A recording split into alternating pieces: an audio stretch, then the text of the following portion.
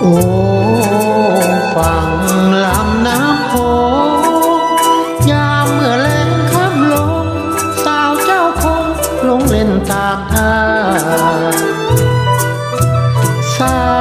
วเจ้าคงสิเพลินหนักหนาคอยหรือมาคอยท่าสาวเจ้าอย่ามัวหลงรอคืนจากโค้งเถิดนามาเฝ้าคอยควันตาน้องอย่าช้าเพราะเอาเฝ้าคอยโค้งพาใจคอยนี้เลื่อนลอยเกรงหาเขาตะปล่อย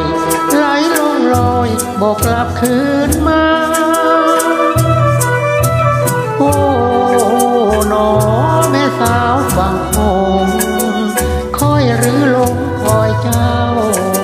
ฮักสาวเจ้านั้นหนักหนาขอให้สาวเจ้าโปรดเมตตา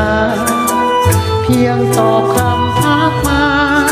ควันตาเจ้าอย่าเอียงอาคอยจากสาวฝั่งโค้งนอนหลับตาบ่ลุกคิดพะวงสาวเจ้าจะนาแม้ได้สาวเจ้ามาแนบกายคอยสิตายบ่ว่านอนคอยท่าภาวะแต่กอดมอง